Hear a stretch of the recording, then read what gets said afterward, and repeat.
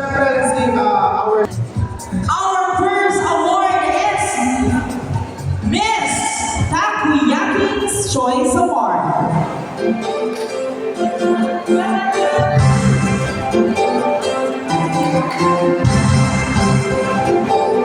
Our Miss Takoyaki's goes to candidate number 4. Miss Stacy Pakulan. Sorry, was Miss Cassie Pakulan for this Takoyaki's Choice Award. Congratulations. Of course, thank you so much. And this third Choice Award. Natatanggap din ang such and gift from our sponsors. Cash gift. Okay, our Mr. Choice Award is no other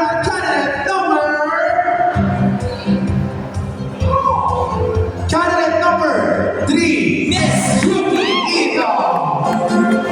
And sa kaalaman ng ating mga candidates at sa ating mga audience, lahat po ng special award is worth 1,000 pesos! Grabe naman yung 1 million partner, pati ako kinilabutan doon. Parang gusto ko na lang kayo sumali, hindi lang mag-host. Maraming salamat po. Next award is Miss Fortis Water Station. Our Miss Fortis Water Station is No other than Miss candidate number 5, Miss Magically Magmat Centino. Congratulations po, kay Matt.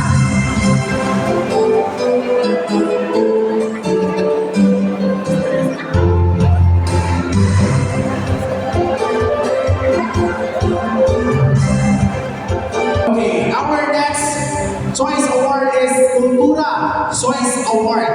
Tatlo po sila. Sila po ay tatanggap din ng 1,000 pesos in cash. Wow, grabe. Manalo ha. Tatawagin po namin yung tibay number. Ito po sa pangalan. So, kayo na talaga to. Our Kultura Choice Award!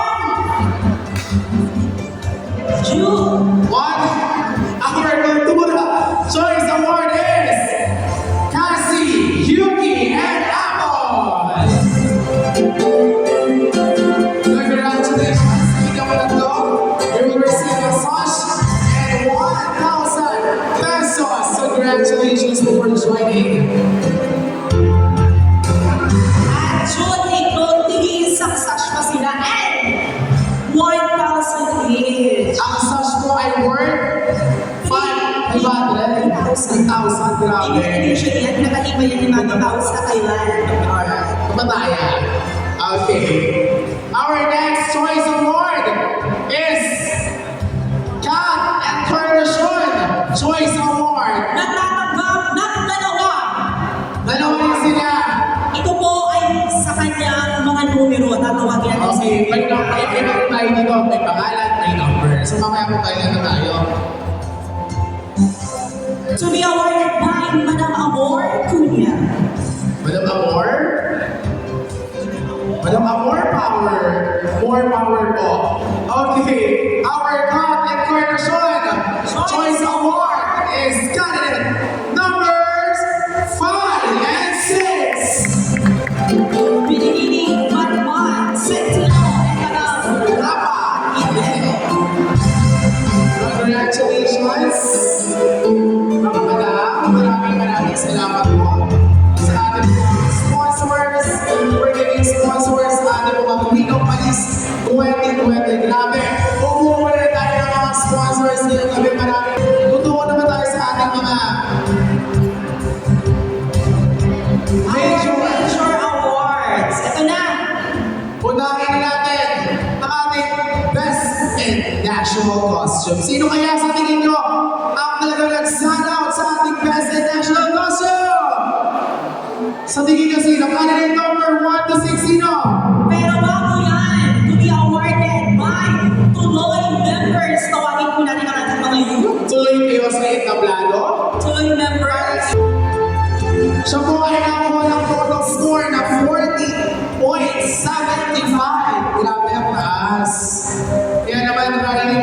matagalit pa, our Queen of Malis 2023 Best in National Costume is candidate number...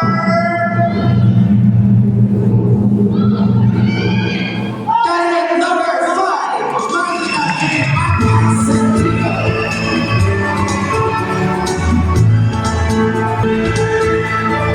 Congratulations, Naimad!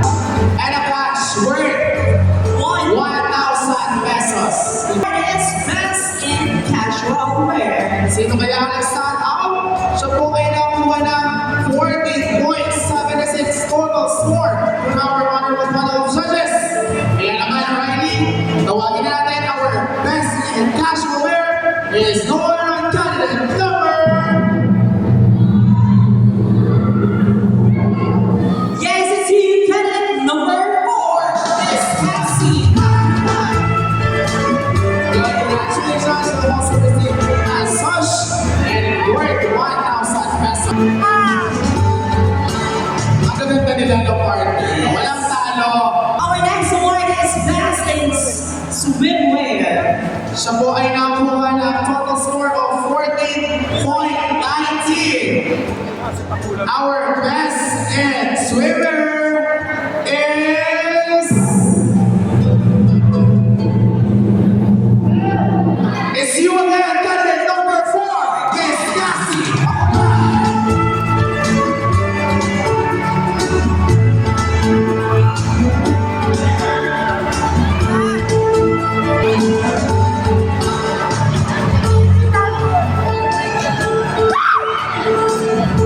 Swimwear. Grabe. Our next award is best in lockdown na nakakuha ng 14.97 points. Ang taas, Riley. Yes, 0.3 na lang. Almost perfect. Na ikaw na. Ikaw na. Tawagin natin our best in lockdown is... Candidate number... It's you again, candidate number 4. It's Cassie Abula. To be awarded by Kapitan Justano Kapwa and Consulat Jane Banya.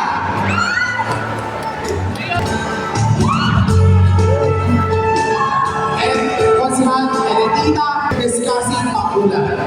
Our next award and our last award is best in talent.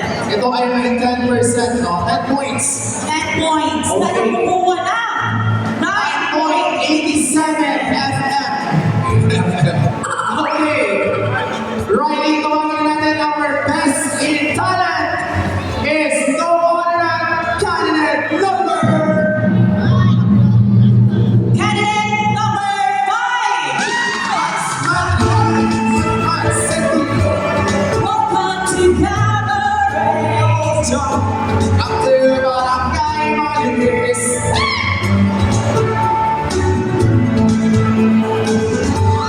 Another talent po kay Challenges once again to our best in national costume like Magmat Santino, best in casual wear, Miss Cassie Makulan, best in swimwear, Miss Cassie Makulan again, best in lockdown, Miss Cassie Makulan, and best in talent. Congratulations!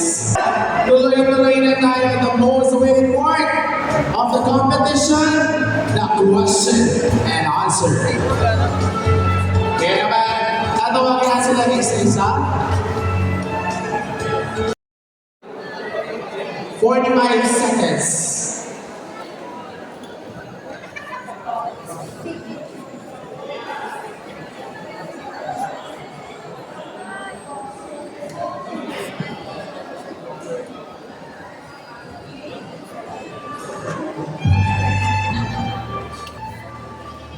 Political leaders are always known to be catalysts of change. In all their platforms during elections, it entails change, growth, and positive outlook which their people will benefit in the future. My question is, what do you think is the reason why after elections, the people always experience poor treatment from their chosen leaders and mostly suffer from misleaderships of some of our members of the government? And what can we do to people to avoid such? Do you want us to repeat the question?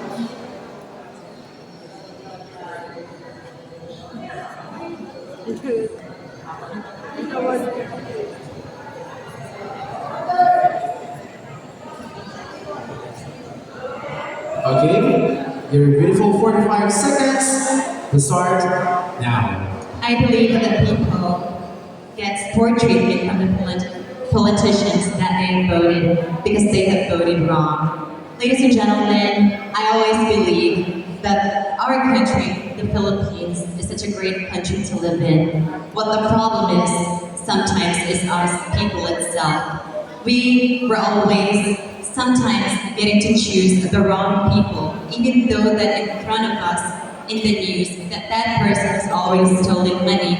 Some of us, most of us, have still voted for that person. That is why I think all of us Filipinos should be responsible enough. We should look for our country, not for our own benefit. Thank you. Thank you so much. Candidate number 1. Good morning as well, especially to the honorable panel of judges and to the people who are still watching tonight. Good evening, or should I say good morning? Thank you so much. You're so beautiful. Candidate number 2. At na-in-love na siya sa'yo. Kidding aside, can you take your question? Yeah. Feng shui yan, feng shui. Thank you so much. The time starts now.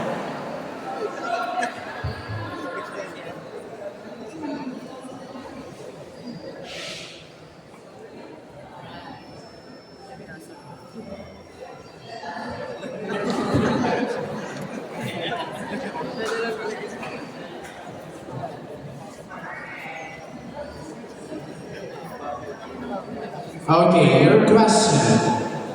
After the 1986 EDSA revolution and the proclamation of former President Corazon Aquino as the new leader of the state, overthrowing the more than 20 years of dictatorship under the Marcos regime, the government formulated the PCCG, or the Philippine Commission on Good Governance, which primarily maintains to recover all the ill capital accumulated by the Marcos regime.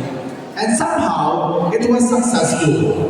Now, the President Bongbong Marcos regained the highest seat and power. There is a rumor that they were trying to abolish the sub office of the government, the PCCG. As a typical Filipino citizen, what is your take on this, and how will it affect one Filipinos?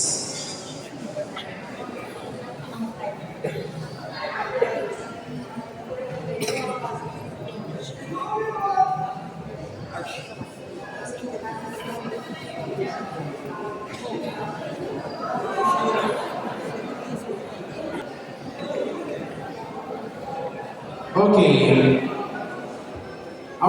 Again, candidate number 2, we're asking what is the real question here. Okay, the question here, okay, dun po sa after the 1986 EDSA revolution, kung sa tabas niyo pong question, ano po yung, what's your take on this and how will it affect you? Yes. No, after the after President Corazon Aquino proclaimed as the new leader of the state. Ayan, ito po kasi, sino po yung gumawa ng question na ito? So ngayon, medyo naguguluhan ng ating candidate number 2. Okay, this is the abolishing the PCCG. Ano po yung, what is your...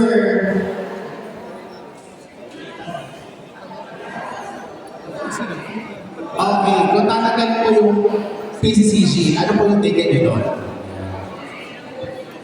PCCG is the Philippine Commission on Good Governance. As a resident of the Philippine government, I believe that if we're going to abolish the PCCG, as they just said, what was the real meaning of PCCG again?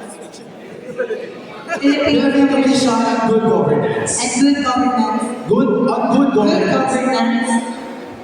I believe that, yes, I am in favor of this because after all, we dictatorship or pagiging diktador ay hindi tama at dapat na natin alisin ito sa ating bansa. But after all, as a Filipino citizen, we should vote the real president. We should vote someone who is qualified for the position itself. And me, as someone who lives in this country, I believe so that the only problem should be only on us. We keep on voting those persons who is taking granted to our country. Okay. Tapos na ang iyong oras, kaya sumabot. Good morning, Miss Yuki Ito. Ang medyo na out of balance. Kamusta naman pa kayo, Miss Yuki? I'm doing good, but I'm a bit starving. Sorry. Okay, we forgot. Okay, candidate number 2. Akyat po tayo sandali. Okay. Score please, ng candidate number 2. Sorry po, medyo nawala kasi nagsumabog. Partner, alam mo ba? Yes or no? Let's read 27.75, 27.15, 27.20, 28.50, and last is 28.75. And that's the score of our candidate number 2. Yes, sa pagiginaw lang ha, candidate number 2 po And yun. now let's move forward to our candidate number 3, Miss Yuki Ito. This is your question, Miss Yuki. Decades now, global warming has been known to the whole world. Most of the countries and leaders are doing their best to fight this inevitable problem caused by both nature and the humans. However, there are few entities that don't believe in global warming. According to them, this is a hoax created by science to threaten the world in order to make more money about it. If you are given the chance to talk to these people, what would you tell them to convince themselves that they are wrong and that global warming really exists? Of course, the global warming exists. Diyos ko, hindi pa ba nakikita ng lahat? Ngayong mga panahon na to, grabe ang ulan, pero pag umaga, sobrang init. It really exists. And this scientist should not forget something. That there is one creator of heaven and earth, and that is God. God created this world. Kaya nasa Kanya din ang desisyon kung paano niya ito papawiin sa sangkatauhan. And we are all product of that God. Kaya naman, take it or leave it, global warming is existing because of us, human. Maraming salamat, Miss Yuki. Judges, please reveal your scores. Power 28.93. Thank you. 28.99. 28.89. 29.79. And 29.69. Congratulations. 69. Thank you. Alam mo, parang mas mukha mo siya, Riley, si Miss Cassie. Ang ganda mo! Kaya pa sa'yo ka nai-in-love. Ang tanong ng lahat, single ba or dated na? I'm actually in a relationship for 6 years in a row now. Maraming tanong. And so, okay. Ayan.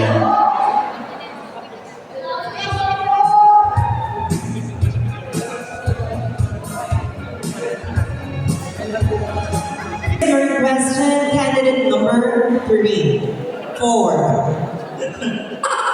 Listen na.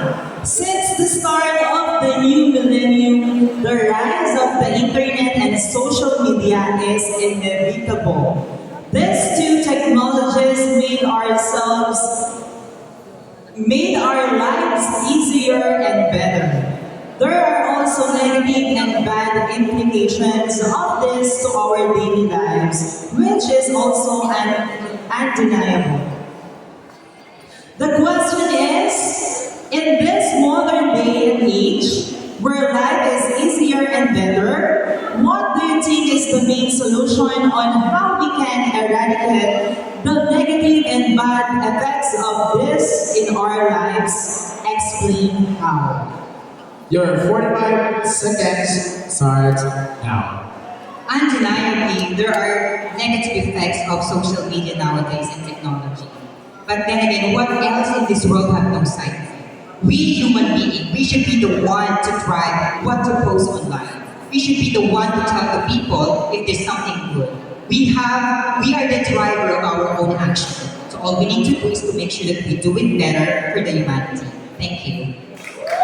Thank you very much, candidate number 4, Ms. Cassie Makulan. Now, show your scores. 28.89, 28.63, 28.92, 29.87, and 29.91.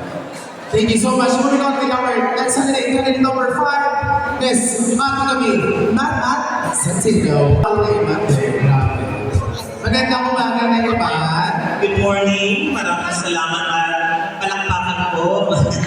Salamat tayo sa Diyos ay papano tumila ng ulan at naway mapayapa at ligtas po tayong lahat magpapauwi ng bahay. Yan lang po panalangin. Dahil pati isang tanong lang, gusto na, pakunang pageant nyo na po ito.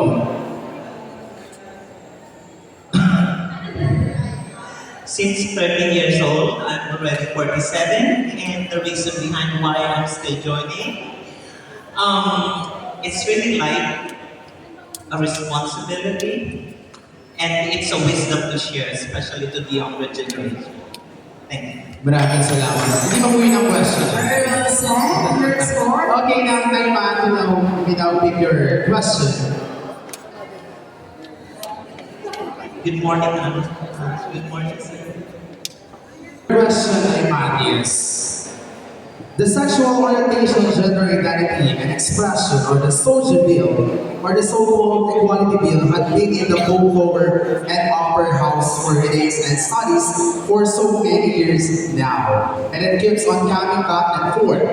If you will be the one to speak in both the upper and lower house, and they gave you enough time to talk or defend this bill, what would you say to the House of Senate and Congress to convince them to pass this bill into a law? Thank you very much. It's actually long overdue, and I would like to convince, of course, to make it a law simply by saying this. It's not because of the never-ending battle of the story that it might be apprehended or it might be what we call overused by some of the LGBTQIA+ community. It is because we have a lot of law, but then again, this is a special law that will focus in attention what is really for the LGBTQIA+ community. After all, it's a matter of contributing what is the best for us. Let us be the great mitigator o magpapagaan para mas lalong agawin tayo, kaya huwag na yung mga negatibo para sa mundo. Thank you. Maraming salamat po. Candidate number 5 is Matt Santino. What is 29.92, 29.97, 29.25? Okay, ulitin lang siya na mabilis. Once again, 29.92, 29.97, 29.35, 29.89, and 29.93. Nagkakadali po talaga kami, hindi pa kami kumakain. Yes, magandang umaga din po sa inyong lahat, sa mga taga-barangay dito, to the organizers, and to the honorable panel of judges. Ayan, grabe, napakaganda naman ang ating last candidate number 6. Ang ganda ng kanyang talent kanina. Nag-transform siya bigla. Big change, unat na ba? Yes, pwede ka nang Dito bumuno. tayo sa sa harapan ng konti. Ayan. May super sale. Oh my God! Toyota Fortuner! Panalo sa Congratulations! We choose to elect the people to be our leaders.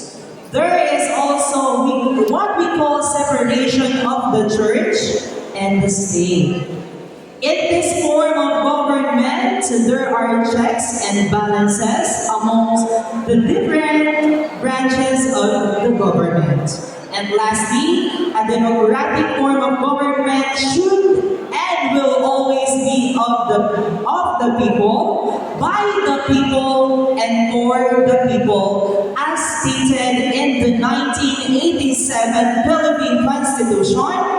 Now my question is, what do you think about most of the countries that do have this form of government as members of third world countries? And also developing countries that are mostly undeveloped countries. And lastly, countries where people are generally poor with depressing healthcare, education, etc.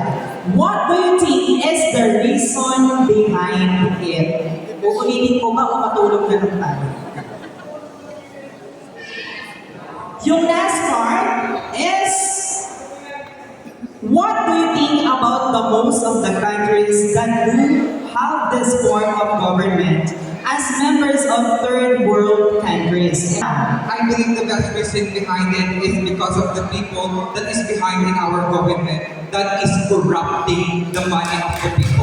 I believe, ladies and gentlemen, we will not experience poverty if the government or the people of the government itself will use it as a right fund in our country.